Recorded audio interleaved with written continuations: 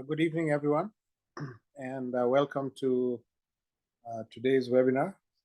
We hope to be able to enlighten you on the upcoming conference.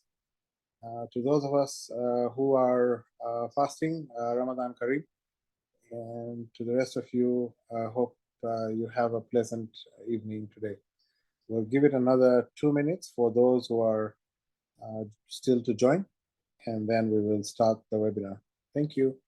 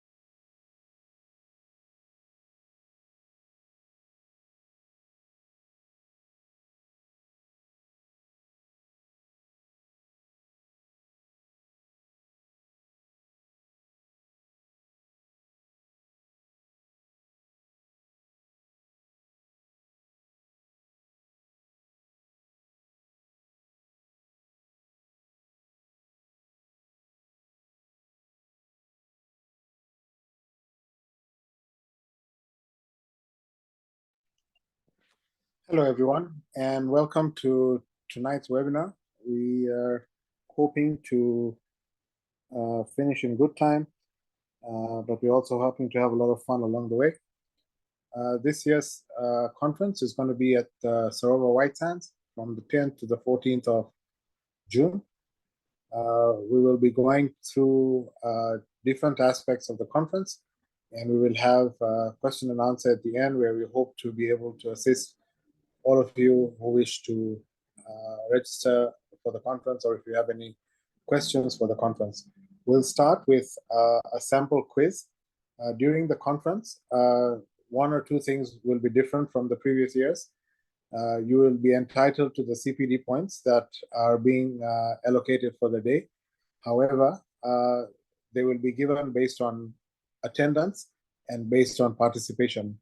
And to start us off will be an example of what we will be doing in the plenary for participation points. So without further ado, I'd welcome Dr. Sheila Wangeshi to take us through the quiz section of the program. Thank you.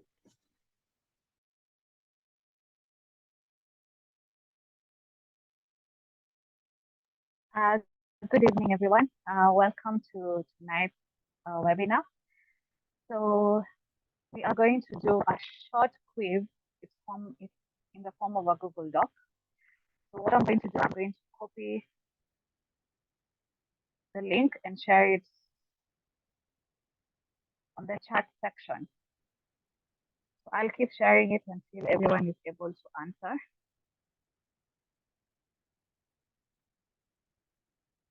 It's a fun time quiz. It's just a short quiz to test your knowledge, to see if you have been interacting with the posters that we've been sharing and the information that we've been sharing with regards to the conference.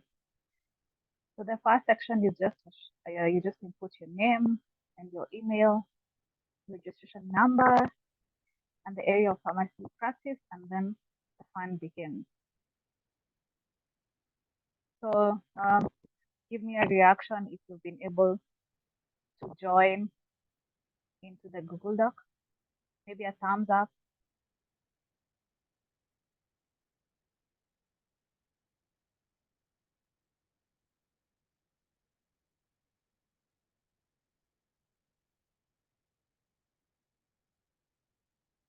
This will run for about 10 minutes.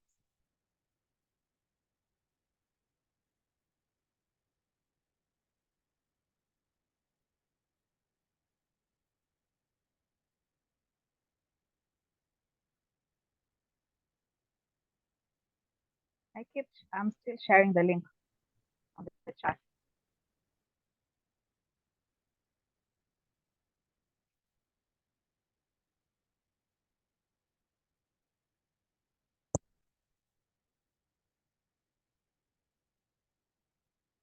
The link is on the chat, guys, on the chat.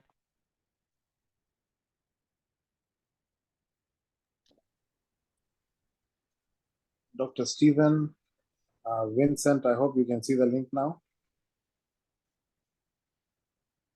The link is on the chat, on the webinar chat. I hope Eric Langat, you can see it now. It is.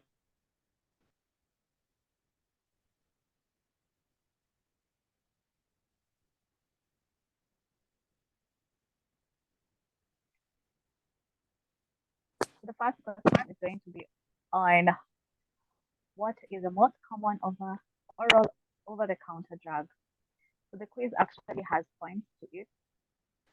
So at the end of this, we shall see who gets the most points. It's a really short quiz, very quick, very fast.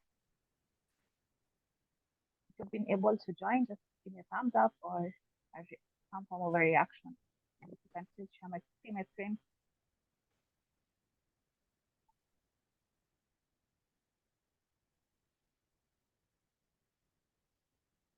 The first question is, what is the most common oral over-the-counter drug?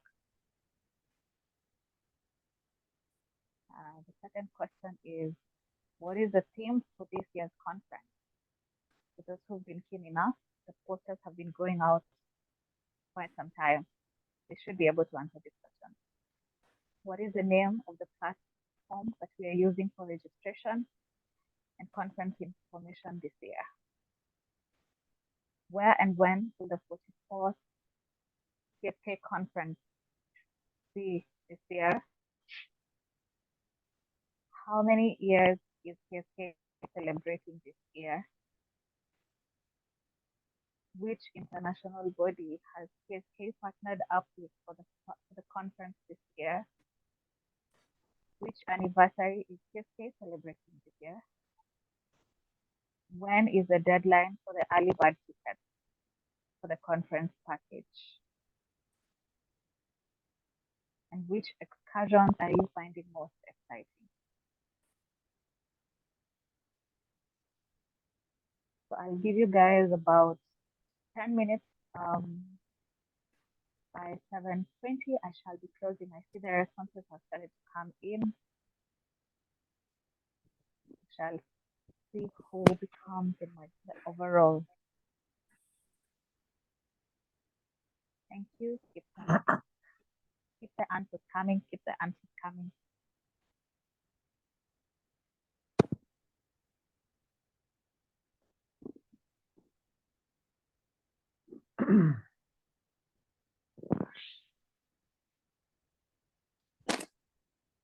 Okay, I think the link can stay there it can be live for a little while we go through the presentations.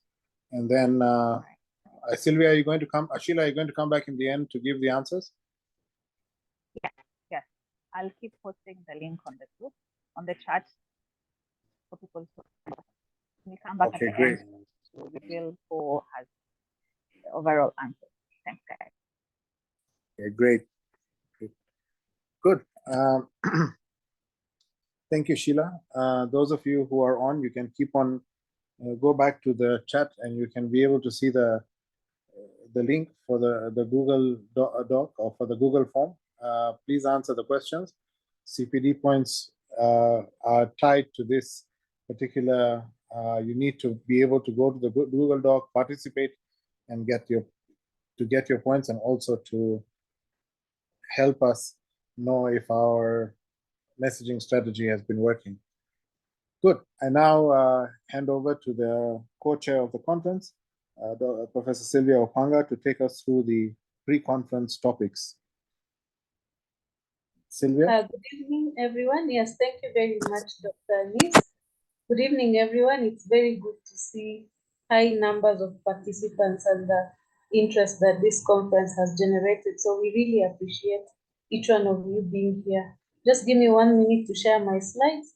I'm going to share about the pre-conference topics as well as what the program will look like. So just kindly give me a minute to share.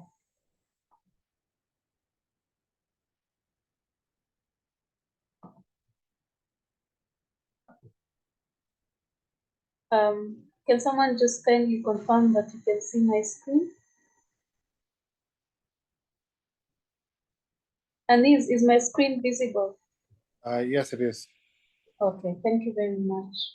So I'll go straight ahead to talk about some of the pre-conference topics. I know we have not really been having a frequent pre-conference, so we shall be having this in the first 2 days of the conference, and it will be structured in such a way that we'll have pharmacoepidemiology topics, but we'll also have PSK and pharmacy related topics. So for this evening, I will be just giving us a taste of what the pre-conference topics will be looking like, especially from the pharmacoepi side, because I know the ones from the pharmacy side will be obvious to many of us who have practiced for a while.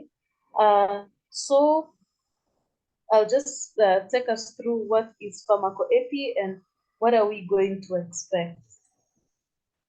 So pharmacoepi is basically drug use within populations and large populations for that matter. So when you're studying the effects of drugs in large populations, you're looking at the efficacy, you're looking at the side effects, you're looking at the number of people who are using those drugs and even the cost effectiveness. One other thing that's coming up is even the variations in response to drugs, especially when you're looking at the genomic side, it is also part of pharmacoepidemiology. So what does pharmacoepidemiology entail? You have to have very good knowledge of your pharmacology, which is an advantage to us as pharmacists.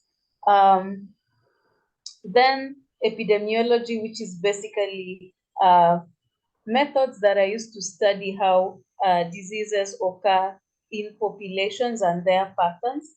And in this case, once you have the knowledge of epidemiology, then you're able to look at that epidemiology in terms of, so what are the patterns of drug use and the effects of these drugs on our populations? Because our populations differ totally. I've actually seen studies where you're looking even at different communities within Kenya reacting differently towards the drugs, towards the same drug, just by variation, maybe genetic variation within communities. Statistics will also be important because it leads us to inferences of what are the factors that will be affecting responses, different responses of populations to drugs. And this is usually the information that the FDA and other regulatory bodies usually use to say, okay, this drug is acting like this during post-market surveillance. What are the factors? Do we withdraw this drug from the market because of the adverse effects? Computing is important, and there's also an upcoming role of AI in pharmacoepidemiology. So how is pharmacoepidemiology linked to pharmacy practice? Your pharmacology is important, and especially the knowledge of pharmacokinetics and pharmacodynamics of drugs, and then the epidemiological methods that are used to make inferences of how drugs affect populations. Your knowledge of medicine is important. A lot of pharmacoepidemiology databases drug use databases are actually very important to inform pharmacoepidemiology. Use of your computers is important because a lot of that will be used to do the analysis of the data that you're getting, and then biostatistics also helps to play a role. So pharmacoepidemiology gives us several outputs. For example, drug effectiveness within the population, including variations, patterns of use of drugs by conditions or even by patients, including off-label use within groups of patients or populations of patients. Information can actually help us to make decisions. I've given examples of how drugs are withdrawn from the markets. We can also get patterns of drug interactions, especially unknown interactions. So many things come up, especially with new upcoming drugs, as well as helping us to see the safety, adverse effects, pick out rare adverse effects in terms of pharmacovigilance, and also give us the pharmacoeconomic implications of use of drugs in our population. The second aspect that the pre-conference courses we look at will be drug utilization research, which will delve into methods that can be used to actually just see which methods do you employ to actually capture that pharmacoepidemiology data.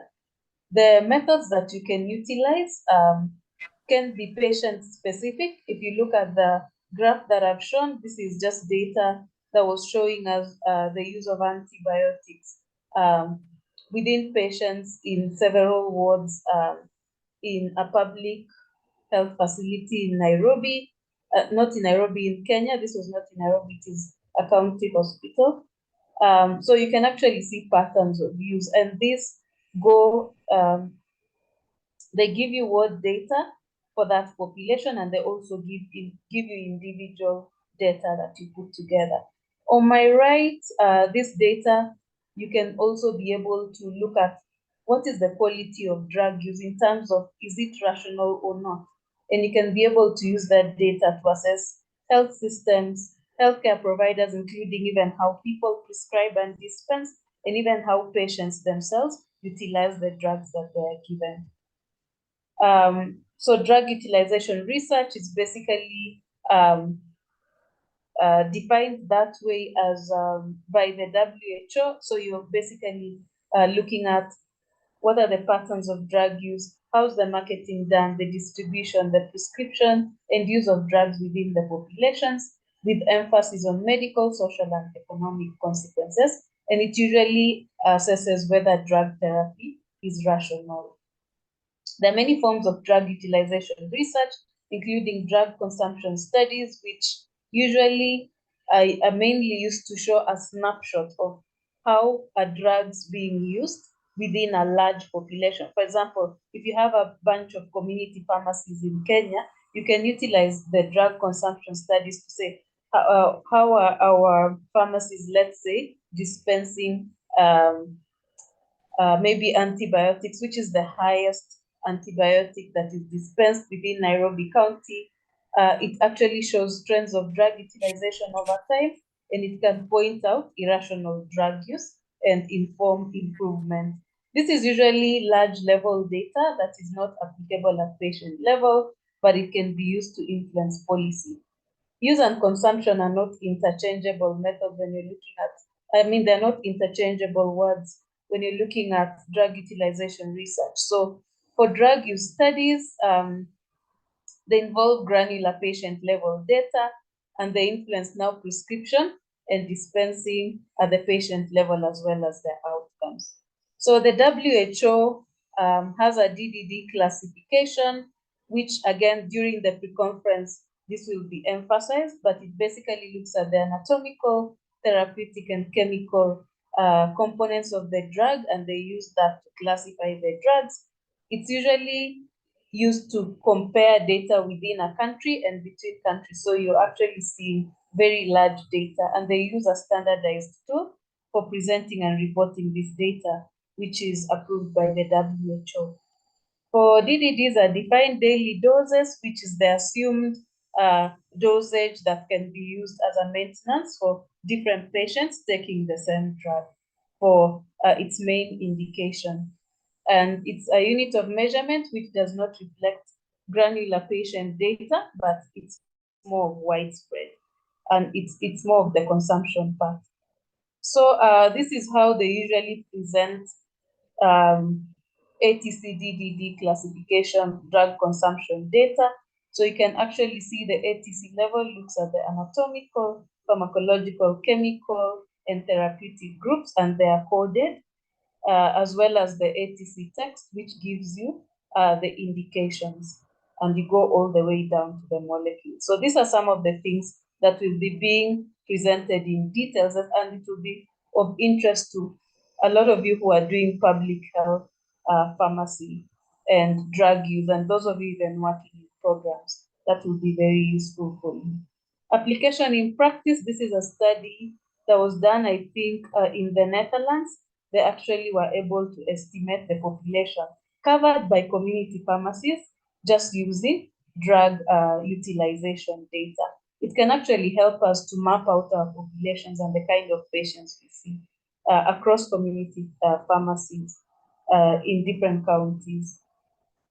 The third area that we'll be trained on will be evidence-based healthcare research, which involves generating the best scientific evidence to inform policy practice and patient care. And it basically involves scientific methods called systematic reviews and meta-analysis. And once you've collected this data and you analyze it, it's used to grade the evidence that you get. And then depending on the level of evidence that you get and how the evidence is graded, then you see at what level can it inform policy and practice. So to carry out a systematic review, and this will be taught in detail during the pre-conference, you select a topic where you think there is a problem, and then you try and conceptualize your protocol. How will this proposal look like? What is your methodology? So basically, a systematic review is where you're looking at studies that have been published in the area that you think is a problem. So you search for those studies in high-level databases. Some of them are like PubMed and others. So you look for systematic reviews, you look for observational studies, you look for randomized controlled trials. There's usually the level of evidence from the different types of studies is graded, with systematic reviews and meta-analysis having the highest evidence and observational studies having the lowest form. Then once you do that, you screen the studies and appraise them. Then you abstract the data, then synthesize and interpret the results to give you the level of evidence which can inform policy and practice. When you do a systematic review and meta-analysis, it's a lot of, you need to have your statistics. When I started, I said biostatistics is very important. So you need to have your statistics knowledge very well. This is one of the systematic reviews and meta-analysis I carried out for antimicrobial use in surgery. So you pick out a lot of studies, and the most important that you pick out from that process that I just evaluated, you lump them together, and they will give you an odds ratio, which will show you the odds at which what you're studying can occur. Here I was looking at use of antibiotics in surgery for prophylaxis, and most of my studies favored use of antibiotics for prophylaxis versus placebo. So once you get this kind of evidence from a meta-analysis, then you feed it into a grading system. This time I used a system called Grade, and here it gives you the odds ratios, it gives you the level of evidence. So a lot of this I was getting moderate level evidence, and then the importance will tell me how important is it in informing policy and practice. So once I've come up with all these, then I can now be able to go to policymakers and say, this is what I've studied, this is the highest level of evidence, it's moderate in quality, so it's low, high, or moderate. So mine was moderate in quality, but it favors use of antibiotics in surgery, and it's critical evidence for preventing surgical site infections, etc. So these are the outcomes that you measure the evidence for, and you're able to go and talk to policymakers about that. So look out for that session for those who want to work in policy and research. And then pharmacoepidemiology tools and pharmacovigilance systems. How do we develop them in Africa?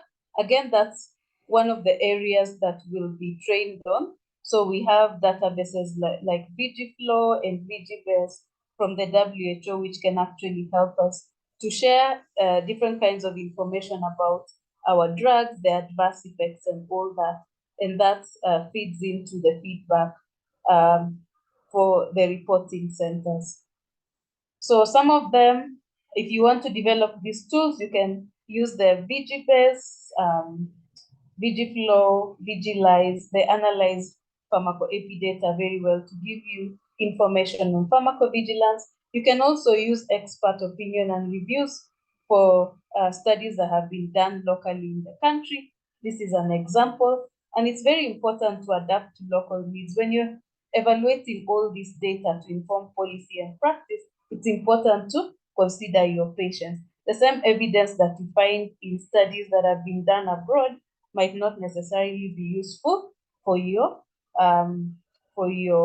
population. So when you're doing all this, develop the tools that are functional for your settings. We also have WHO collaborating centers that can give more resources, as well as USAID. There are a lot of resources on their websites.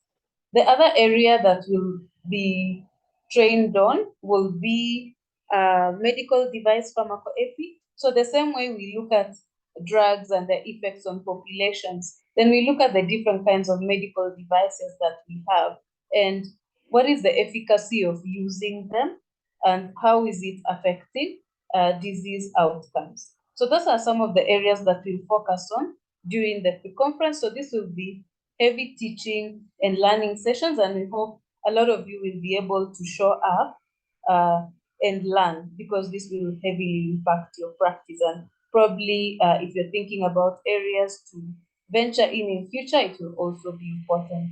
Thank you very much. So I'll stop there and ask Dr. Anne Massey to just share on the screen overall what the whole program will look like. And I'll take 2 minutes to go through that. Thank you very much. Thank you, Doc. You need to stop your screen sharing. Yeah, just give me a moment. I'm doing that.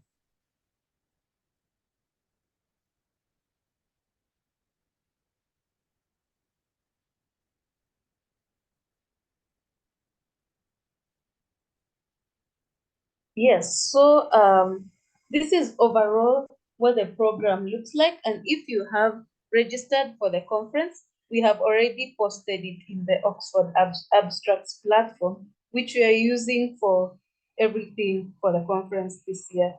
So on 9th of June will be the arrival. And then between 10th and 11th, we'll be having the pre-conference. So day 1 pre-conference, I will start with registration. So we have a pre-conference which is tailored into 2. We have the pharmacoepidemiology side and the pharmacy side. So you are able to choose which kind of trainings that you are able to attend. If you're not interested in the pharmacoepi side, then you can choose the trainings that will be available from the pharmacy side. So these pre-conferences will typically last the whole day. So you can actually see, like from the East side, you can see introduction to pharmacoepi, drug utilization research, evidence-based healthcare. And then from the pharmacy side, we'll be talking about specialized pharmaceutical services, community pharmacy practice, and advances in it. And then current practice challenges and opportunities in supply chain management. And then at the end of the day, we'll have a daily evaluation and knowledge assessment, something similar to what Dr. Sheila shared. After that, we'll be having We'll be trying to end early by 3:30 so that we can do the social events. And I know Anise and Jasprit were on the call, and even Dr. Anne Massey will be talking about that. So I'll skip that. Day 2 of pre-conference, again, very similar. We'll have pharmacy education. On the other side, you have pharmacoepidemiology applied. We'll be looking at also local manufacturing. On the other side, we'll be looking at developing the tools for functional pharmacovigilance systems in Africa. We'll also talk about entrepreneurship in pharmacy and also the epidemiology of medical devices and surgical procedures, and we'll be looking at available innovations and opportunities. Then the program, that the first 2 days now will be for the pre-conference. Then on day 3, we'll start now having the conference where everyone comes together, but there will be breakout sessions. So we'll be having panel discussions. Just scroll down, Mercy. We'll also be celebrating PSK at 60. We'll have keynote speakers. And as you're aware, ISPI will also have a keynote speech. We'll have an opening ceremony, and I think the CS has agreed to come. We'll have a photo shoot. Then we'll have, in the afternoon, we'll have now breakout sessions with current topics and also abstract presentations. And that will be mirrored throughout day 1 up to day 2. So the program itself is on Oxford Abstract. If you have registered, kindly go through it. I don't want to take any more of your time. I'll hand you over to Dr. Anise. Thank you very much, and thank you for listening to us, and we look forward to having you at the conference. Thank you very much. Thank you, Sylvia.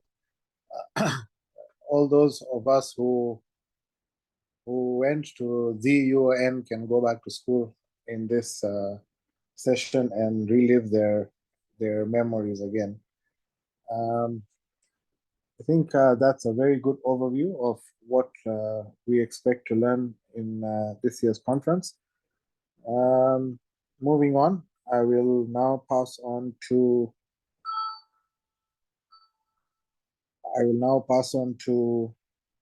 I think it's Anne Mercy. You're taking it from here?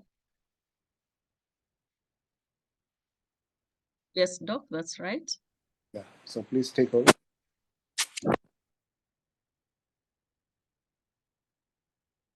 Good evening, everyone. Again, it's been a pleasure having you this evening. So I'll be talking about how exactly you come into the conference. And this conference is a unique one because it will start before we get to the actual physical conference, and it will continue even after the conference. So we are going to have all these interactions through the Oxford Abstract. And it's important for us to note that the Oxford Abstract is not a platform for submitting abstracts. No, it is a platform that will bring all of us together, each and every delegate who is coming to the conference. Now, I'm also excited to announce that finally, through the Oxford Abstract, our conference website is ready. And so we'll be sharing out the link to the conference website, and this link will allow you to do everything regarding the website, from bookings. You'll be able to look at the program. You'll be able to see who is coming in terms of sponsors, in terms of other delegates, and so on and so forth. And so I will take you step by step through that. So this link will be shared in a much similar manner to the one you used to come to the meeting today. So you'll receive a link attached to the poster. Once you click on the link, just give it a minute. Once you click on the link, you're going to land on what we are calling the conference homepage. Now, the conference homepage is part of the website, and it basically tells you everything about the conference. So for anyone who clicks on this link, you'll be able to see all this information, and we are going to look at it at the information step by step, especially for those that are most applicable to us this evening. So as you can see on my left, you're going to have different tabs and you can decide to view the program. Now, I must tell you that we will keep building on this program, and over time, you're going to see the different sponsors who will be sponsoring the sessions. As we get there, as we complete the abstract review, then we are going to insert the different abstracts that will be presented on the different days. So for example, over time, you're going to see that maybe on Wednesday, on the first day of the conference at 2:30 p.m., then Professor Opanga will be presenting on pharmacovigilance, for example. So we are going to further customize this program so that you're able to know what is happening at exactly what time. And further, we are going to attach this abstract so that you can be able to simply click on the session and you can see the abstract that will be presented. You can read more about the abstract. You can talk to the person who is coming to present that abstract and so on and so forth. Now, the beauty with the Oxford abstract is that it will further give you an opportunity to bookmark those sessions that you're keen on attending. For example, when I go to the schedule and I am really keen on attending this session that will be presented by Professor Opanga on Wednesday, then I can simply click on that session, and Oxford Abstract can allow me to schedule it in my calendar so that I receive a reminder. So I can Google Calendar it, and then it will give me a reminder, just much like you do with your Google meetings all the time. You can also choose to just download the information about that session. So you'll get the abstract, you'll be able to see who are the sponsors of that session, you'll be able to see who will be presenting that abstract, and so on and so forth. Further, you can also be able to see the participants that will be in the conference. And when we are talking about the participants, we mean the people who will be in the program. So we are looking at who are the authors, who are the authors of the abstracts that are being presented, who are the authors of the posters, who are the persons who are coming to present them at the conference, during which session or during a particular time, then which particular individuals are presenting. And further, you can be able to view the poster gallery. So some of these abstracts will be presented in form of posters, and all these posters will be uploaded onto the Oxford data. So once these are uploaded, then this area will be populated with all the different posters that you're going to see at the exhibition booth in the conference. So we are going to have a virtual gallery where you can be able to see all of these posters even before you get to the actual conference, where we are going to have physical printouts of the posters. Now, as you can see, I'm sure you had not noticed, but the moment you click that link that you'll receive, then you will go to this page and you will have these options. But for those who have already registered for the conference and they have paid for the conference, then we will onboard them onto the Oxford Abstract, and they can actually be allowed to sign into the Oxford Abstract so that they can enjoy other benefits of the Oxford Abstract. So I'm just going to quickly show you what are some of these other benefits that you will enjoy with Oxford Abstract, and why you should actually sign up for the conference. So let me just use another tab where I had already logged in. Yes, so this is one, this is what someone who has registered for the conference, paid for the conference, and has been onboarded onto the Oxford Abstract will see. Okay, as you can see on my left, we have extra tabs. So we have the attendees tab, and we also have the announcements tab. Now, this attendees tab is very, very important because it shows you each and every person that is coming to attend the conference. Now, you can see that we already have some members who are registered, who have completed their registration process and are already in the Oxford Abstract, so to speak. Now, I wish it could allow me. Just give me a second. Let me try again.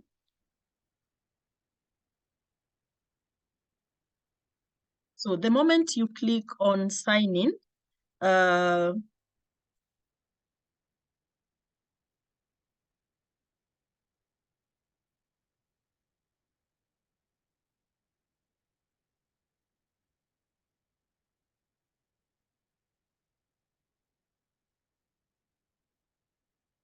Sorry. Yes, I think now we should be good to go.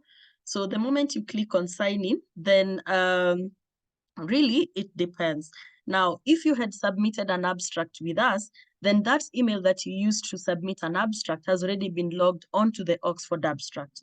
But if the only process you had undertaken is to do a registration onto the conference, then that same email that you used to register is the same email that you will use to sign into this Oxford abstract.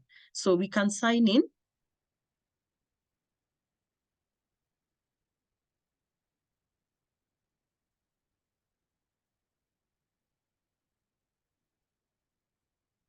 Now, once you sign in, it is just the usual, the same way you set up your email. So you're going to receive a notification on your phone. And once you accept the notification, then you can go into the Oxford abstract.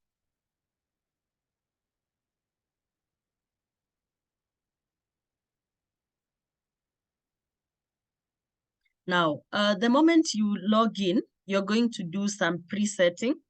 And part of this presetting is for you to decide which time zone are you in. You can also create your badge. So let me, I'll take the UTC time zone. UTC basically means where this program was made and where this event will be hosted. So basically we are talking about Kenyan time. Then you can choose now to customize your badge. You can choose to build a profile in the Oxford abstract. This is basically how people will see you when they look at your Oxford abstract. So maybe I want to upload a picture. Let me choose this picture. I tend to like the spirit that was behind it.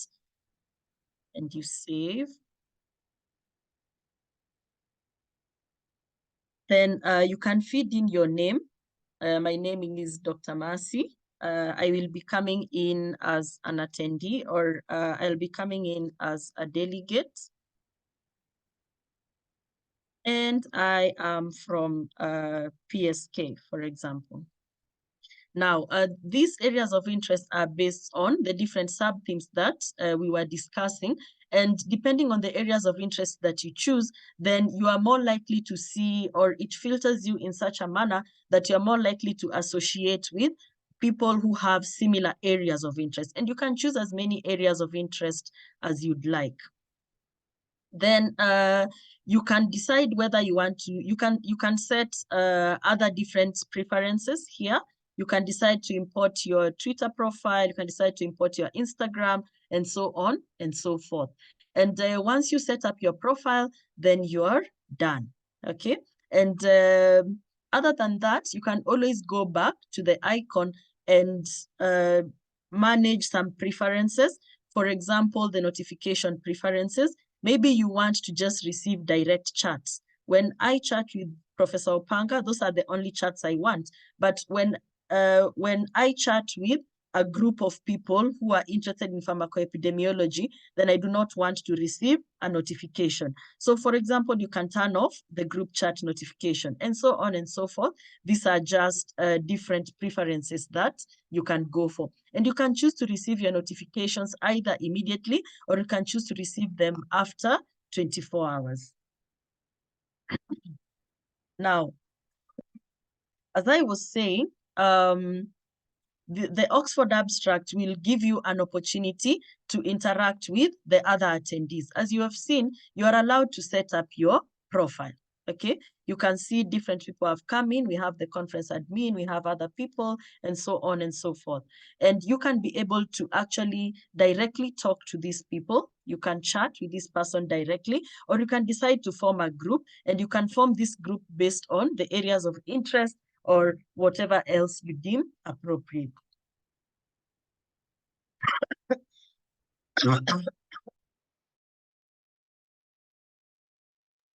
Sorry, I have this really bad cold. Now, other than that, all the communication in the conference will be done through the Oxford abstract. So I'd encourage all of you to sign up for the Oxford abstract, and the conference committee will be communicating through the announcement. So we'll write an announcement, and each and every one of you will receive it into their inbox as a message. So that is just a quick overview of how once you have made your payment and received confirmation of payment via email, then you are able to set yourself up for the Oxford abstract. You're able to build your profile and you're able to interact with all the delegates that are in the session or that are coming to the conference.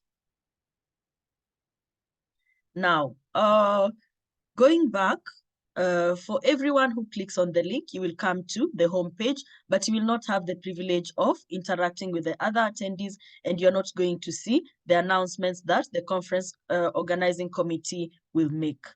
Otherwise, you're going to have access to all this information, and this information allows you to actually register and come into the conference. For example, in the homepage, we are looking at the abstract submission. If we open this in a new tab, I hope you guys remember, this is the call for abstracts. It will guide you through all the different processes that we need you to go through, or the sub-themes through which you can submit. You can decide to actually submit your abstract, and you can go directly to your abstract page. If you had already created or if you had already logged in to submit an abstract, then you will land here and you can submit another abstract, or you can review your abstract. All these links are readily available on the conference homepage, or what we are calling the conference website. We also have the delegate registration, and this comes out as the most interesting part.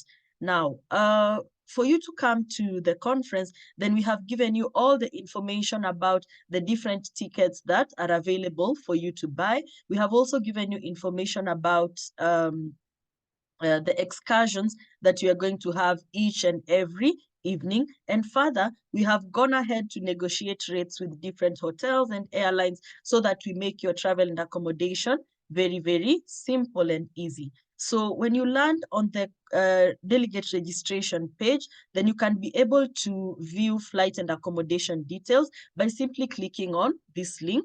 So all the information will be available for you to view. And if you need any help with bookings or anything else, then you can reach out to the conference committee. Our details are right here at the top of the page. Now, we have the paid evening events. We are going to, despite our best efforts, we have not been able to sponsor these events, but they're some of the most exciting events or most exciting experiences of Mombasa. So we're going to have the Tamarind Dao on the first night of the pre-conference, Monday night, and we are going to have the Halapak excursion on the on the second evening of the conference, that is on Thursday. So if you want to join us for the Tamarind Dao, or if you want to join us for the Halapak excursion, then you simply click on this link. It will guide you to a Google document, and you'll fill out this Google document. Basic questions, we simply want to know, are you coming for the Tamarind Dao? Are you coming for the Halapak, or would you like to come for both? Some of the comments that you can put in here is, say, for example, I'm coming with my daughter and I'd like to take her to the Tamarind Dao. She may not come for the conference, but she'll be coming in for the Tamarind Dao, such like things. Any other queries that you may have, you can put them in the comments. And once the team interacts with this form, then we'll get back to you. And you can go ahead and make the payments, and the payment options are as listed at the top of the form. So that will be it for the paid excursions. Then we also have some other evening events that we have managed to sponsor. So for this games night that will be on Tuesday, for the cultural night, for the gala dinner, these are events that you do not pay for. These are free events. And the only thing we request is that as you buy your ticket, then you add this on to your registration so that we are able to know how many people to expect, for example, for cultural night, for games night, and so on. And I'm going to show you how exactly to do that. Other than that, we also have the redeemable coupons. The redeemable coupons are the redeemable coupons are coupons that you can use or you can redeem for food and drinks during these sponsored evening events. And it's important to note that if you buy your drinks or food using the coupons, then you get the food at a cheaper rate than if you buy it on cash basis on site.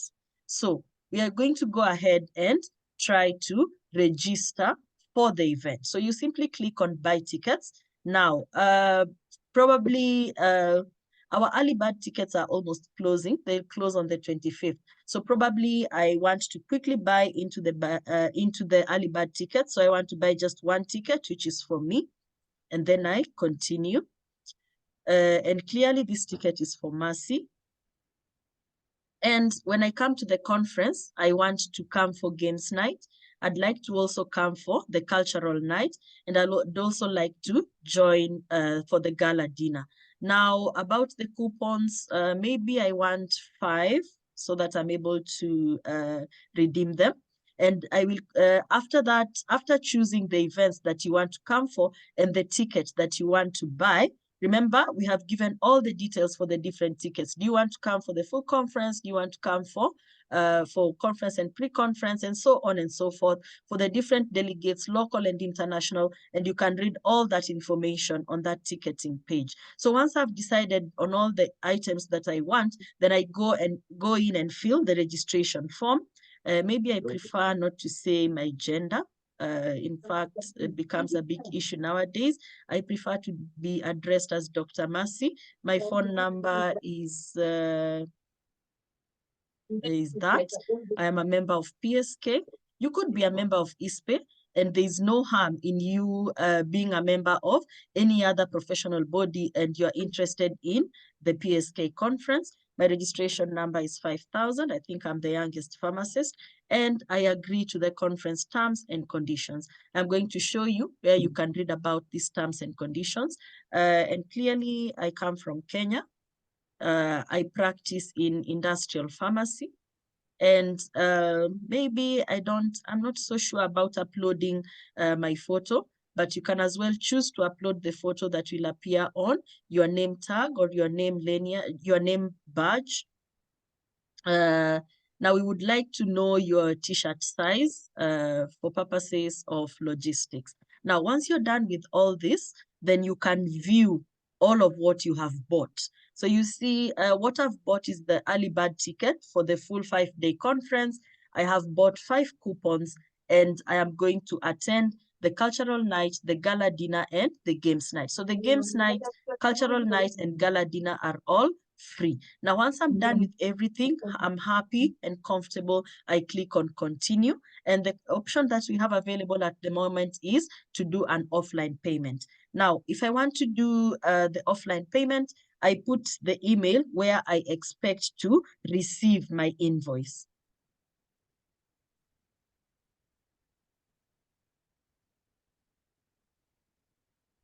This is the email where I want to receive my invoice. I can confirm it, and then I finish.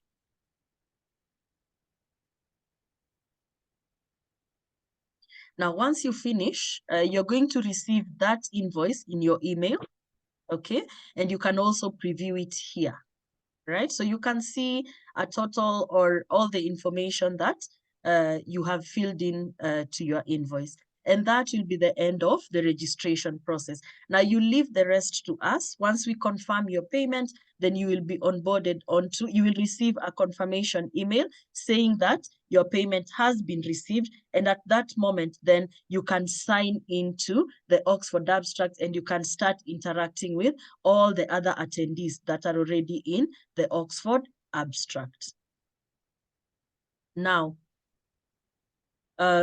as I said earlier, this is the conference website. So we have the different options. Here you can read about the conference. You have links to different things. You can do your abstract submission. You can register just as we have done. We are going to give more information about the conference sponsorship soon. And you can read more about Mombasa, especially for our international delegates who may not have been to Mombasa before. You can also go to the bookings tab. Now, the bookings tab is more or less a copy of the ticketing page. And here you can still register for the paid evening events. You can decide to view the flight and accommodation details, and then you can go further to do the booking. You can decide to read about the PSK and the ISPE and the spirit that was behind us coming together to bring this conference, or to organize the conference. And lastly, you can look at the conference terms and conditions. Now, it is very important for you to read through this, because the expectation is that you will adhere to these conference terms and conditions. Now, really, that brings me to the end of my presentation, which involved a quick overview of our conference website, a quick overview of how you register for the evening events that require you to make payment, and a quick overview of how you register to come to the conference and how you can add on the extra evening events that do not require any payment.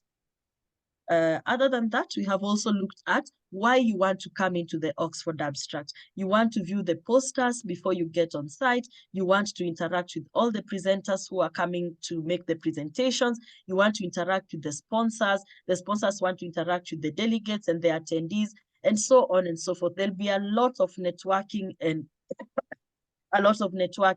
within the Oxford Abstract, even before the conference and after the conference. So thank you so much for your time. I think that wraps up my presentation this evening. Thank you.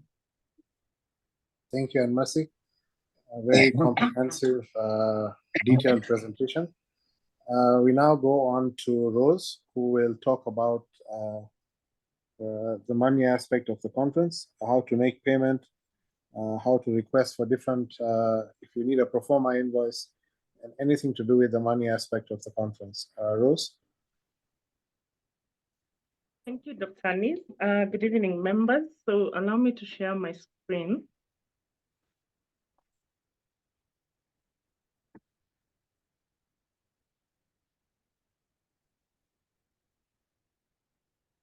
So I hope you can see my screen.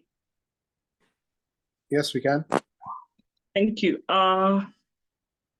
So my name is Rose Bonga, PSK Finance, and I'll just do a small presentation on conference bookings and payments. So on my first slide, I think Anne-Mercy has really articulated very well on the conference registration. So I don't think I'll go into that, but once you generate an invoice, then you are required to make a payment, which she had showed. The image shows various payment options where you can pay via M-Pesa, RTGS, EFT, or checks. All those options are available. And then once you make a payment, the head office or the PSK account office will confirm your payment and approve it on the OA platform. Once the payment is approved, then you will receive a confirmation email from the Oxford Abstract where you'll be able to access the platform, networking with other delegates and sponsors, all the benefits that have been mentioned by Dr. Anne-Mercy. So this is for the members who are registering for the conference only. We have those members who are being sponsored by the companies where, just give me 1 minute, sorry.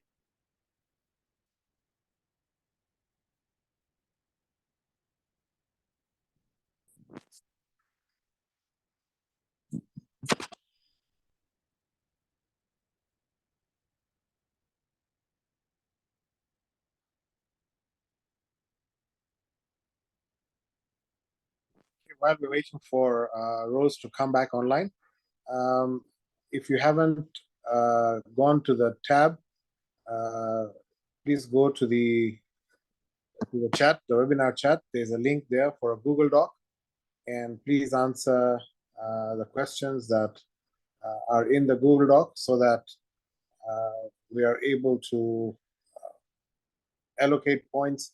We're able to see how well our marketing has been working, and also test your knowledge about what we've been talking about at this meeting.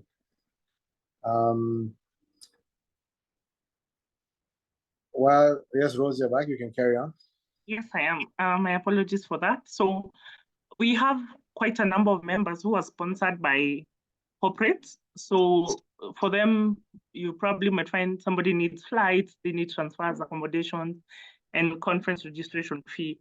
So for this one, because the Oxford abstract is taking care of the conference registration fees, but if you need now the packages, which we have shared out the package, I think everybody has seen them, where you have all the options available for the 5 hotels that we have and for the 2 flights that you're offering. So you can send an email as outlined there, accounts@psk.or.ke. I think I'll also put them on the chat. And also you can send to accountsoffice@psk.or.ke. Here you need to request for an invoice. Probably the organization, you can advise us if the invoice needs to be in the name of the organization or the member's name. So you need to outline where you're taking up a KQ flight, you want to stay at White Sands or Travelers, you're attending for the 3 days or the 5 days. And then also the timeline needs to be right. So if it has been mentioned, if you're taking the early bird, then the payment or an LPO, and the LPO is being shared by the corporate.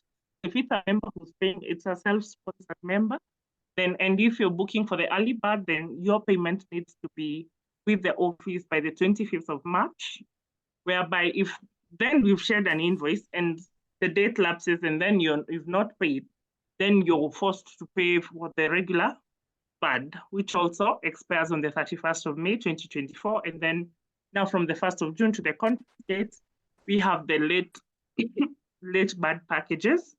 So once the organization maybe has paid for you or have shared the LPO, then that allows us to confirm that yes, we can book you for the accommodation, we can book you for the flights, and then the member also. Now, for the list, probably we have, let me just give an example. We have maybe Glenmark. They've sponsored quite a number, maybe 30 members. So they will share with us a list. We will do the invoice. And then we can we share with the organization pays. Once the organization pays, you as a member, upon confirmation probably by the sponsor or from the head office that yes, this organization has sponsored you, you still need to go back to this process and register. Otherwise, then you'll not be able to get the benefits that the members will be getting, and still you will still need to register for on the Oxford Abstracts platform. So even if an organization is sponsoring a member, the member still needs to go to the Abstracts platform and register.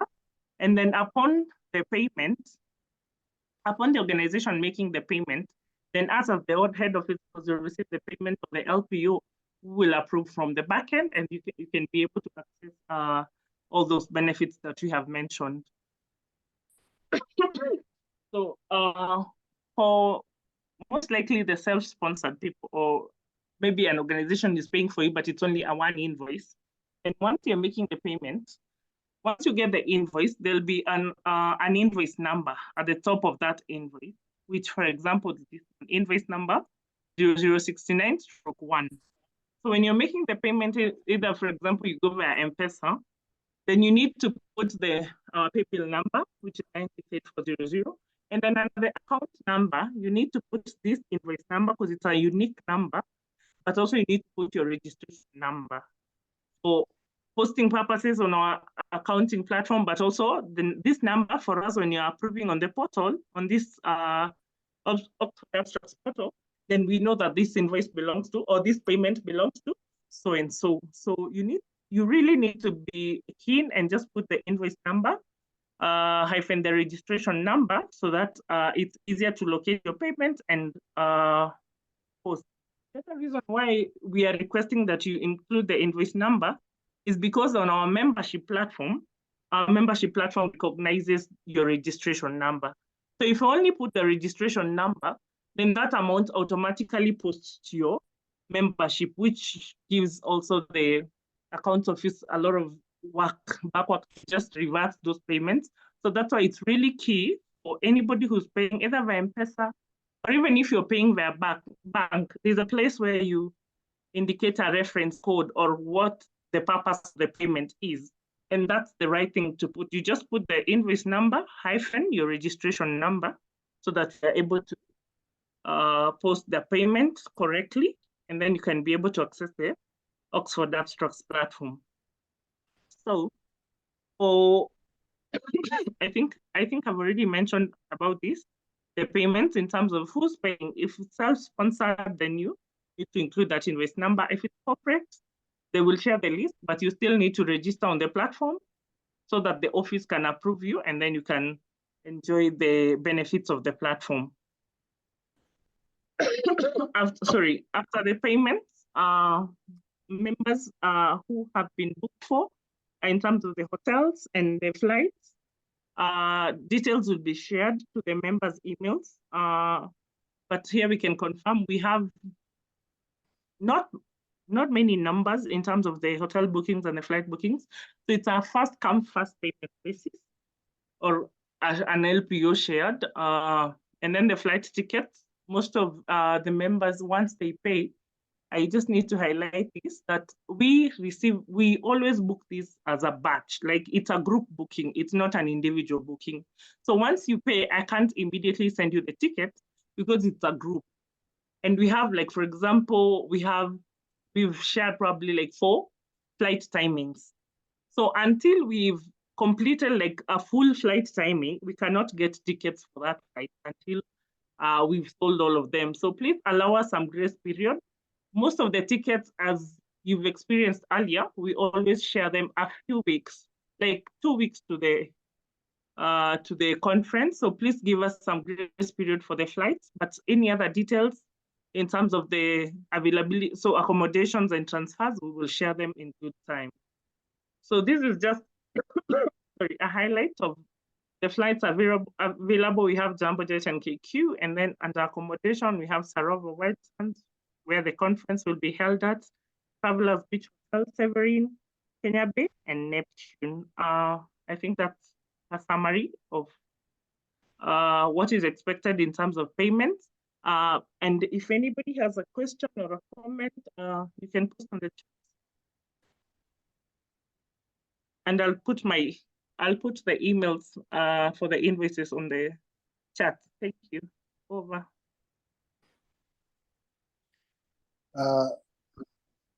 Thank you, Rose. Thank you for that presentation. If you feel that you have any questions, feel free to reach out to Rose in the office, or put it on the chat, and she'll be happy to respond to you with whatever queries you may have. Okay, we are running out of time. I want to just quickly go through the rest of the conference. And Mercy, if you can just share the program so that I'm highlighting things that maybe Sylvia did not speak about. On the first night, we have a cruise, the Tamarind Dhow cruise. It's a separate ticket you need to buy. This is the Dhow. It has dinner, and it has a live band, and it leaves from Nyali. Transport from your hotel to the Dhow and back is included, and it's quite the experience. And I think for me, having been to Mombasa all these years, I've never been on the Dhow. So, if you feel like sponsoring a date, then I'm available for the sponsor part. Maybe not for the date, but I'm willing to be sponsored. On the second day of the conference, in the evening we'll have a games night at night, but in the evening we have I think it's table networking. If you can just go down a bit, or did I mix up the days? Okay, on the second day we table networking on Monday. All right, table networking is on Monday on the first day. Basically, table networking is we'll have a table of 10, and we will have one senior pharmacist or popular person who will be the head of that table, and then you'll be able to choose which table you want to go and have chai on, so that you can chat with that person. It might be a local celebrity, or it might be an international academic. On the second day, we have the games night, and we have lots of fun games both competitive and non-competitive games, where you will be able to win lots of good prizes. We're on day 2. Mercy, if you can just go down. Okay. On the second day, we have the team building at night. Okay, I talked about that. Then on the third day is when we have the opening ceremony. We have the chief guest. We have the photo shoot, and then we go into the conference proper, where there's keynotes, there's symposium topics, and then there's abstracts being presented based on the themes. And then when we get to the evening, we'll try and finish early so that we get into the speed mentorship session. Those of you who had the privilege of attending the speed mentorship we had last year on World Pharmacist Day, you'll know what it was about. But otherwise, it's basically spending a minute or two talking to somebody and then moving on to the next person. So in about an hour, you get to meet 30 people. That evening, we have a cultural night. We have some performances, lots of photo opportunities with dress up. Okay, we go to the fourth day of the conference. Again, we have keynotes, we have panel discussions. We have the same presentation style, where we have a symposium and a keynote. Where we have activity on the program means it will either be a Menti or a Kahoot or a Google Doc, sort of a competition, or it will be a quiz, or it will be some sort of animation exercise to energize you during the conference. We go on. The third night is the light night. We do the Hella Park for those who want to go and see the animals in Bamburi. We do that. And then there's also team building going on at the hotel. And then Thursday night is the night where, if your class of 1989 or 1999 or 2009 wants to get together, that would be the night to organize for your class or for your workmates or for your playmates that night to go out and share. And then we come to the last day of the conference, where is mainly to do dealing with PPB regulation. And then we have abstracts dealing with the same thing. And then we have the closed session for PSK members only that afternoon. And then that night, we are hoping that we will have the gala dinner and presentation ceremony that evening. So that brings me to the end of the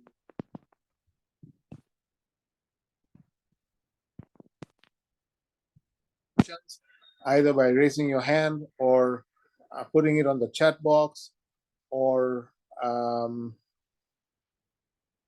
are the two options that we have, and or unmuting and speaking for what you want. In the meantime, maybe Sheila can just share.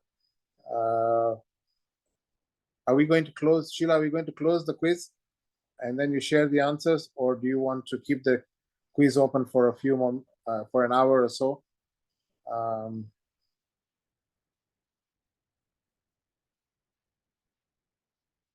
Sheila?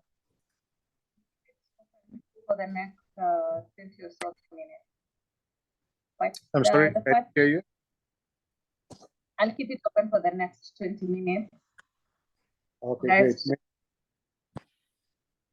Okay, great. Maybe you can just post it again. Somebody else is asking, where is the link for the post test? So we can just repost it. If you have any questions, please ask on the chat, or raise your hand, or unmute and ask the question. We'll give you a few minutes to ask. Otherwise, you can always email symposium@psk.or.ke, or you can pick any of the email addresses for PSK, and somebody is bound to help you.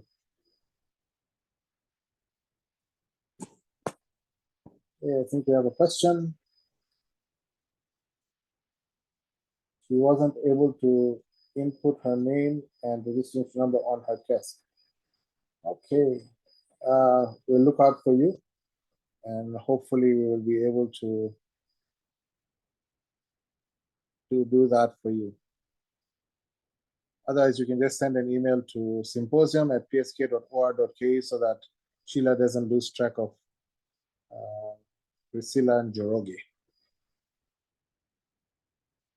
Whilst people are waiting, add anything they feel has been missed out. The team is here. We have Rebecca Musioki. Is there anything you want to add?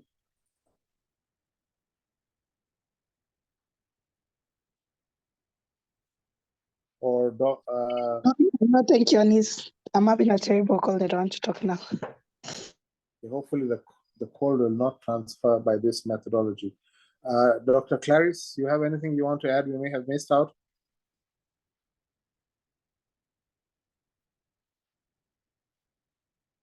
Ermias, you want to add something you think we may have missed? Welcome, you're a bit late, but like I always say, better late than pregnant. You have anything you want to add?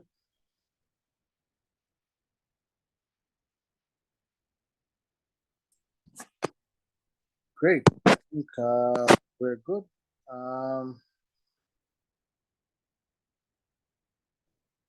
Usually you can't do another test until you do a reset. At DUN, you have to wait a whole year.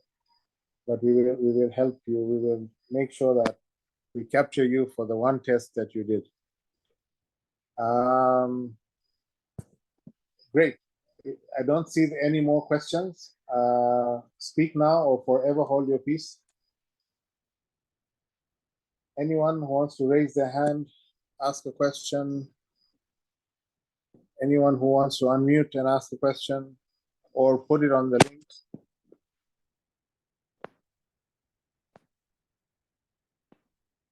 Okay.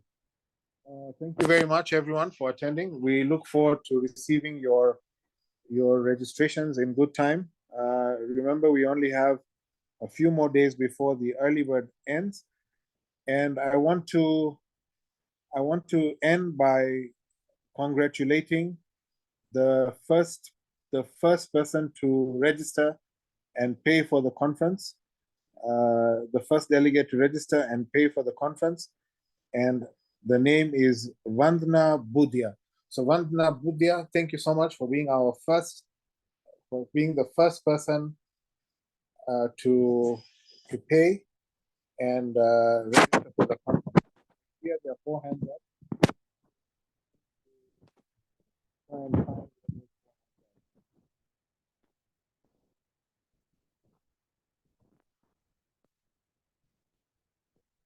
Can see them. Okay.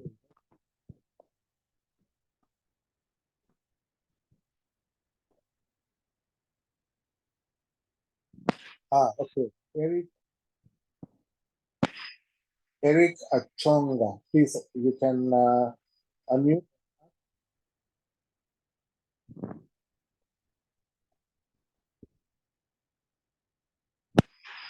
Eric Achonga.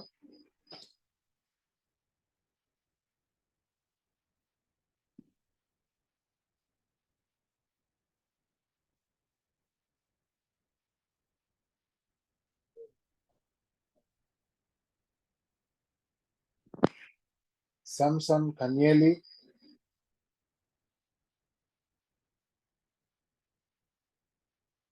Kipkosomi Chalimo. And Harriet Chirima. You raise your hand, I've given you permission to speak, so unmute and speak. Or are you just testing? Hello. Yes, Chalima, go ahead. I'm asking, what if I'm paying for my, I'm asking, my question was, what if I'm paying for my charges, and then I'm having somebody paying for my other accommodation. How would hello? Yes, Rose, you How want to does answer that? If my institution is paying for my charges and then somebody else is paying for my accommodation, how does that work? Rose, you want to answer that? Yes, yes, Dr. Anis. Yes, so Dr. Shimo, you can just send an email. If you want different invoices, one for registration fee, which will go to your institution, and then the other one maybe to a different sponsor, that's still in order. So you can share the different invoices. Once they pay, we will still update you on the Oxford Abstract platform. The important So it's thing okay here is for different organizations to pay for my payment for the symposium, and then another organization to pay for my accommodation. yeah, that's okay. Just communicate. Okay. Just communicate on the email with the email shared on the chat. Okay, would you please send that to our emails so that we know the procedure? Okay. Okay, thank you. Thank you, Chalimo. Samson, Okay. Kamieti. So, thank you.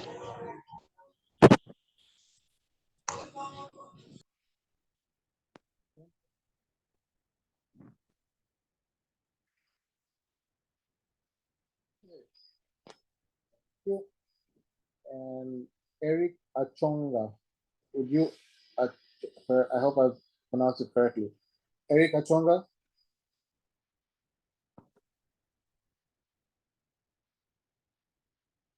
Okay.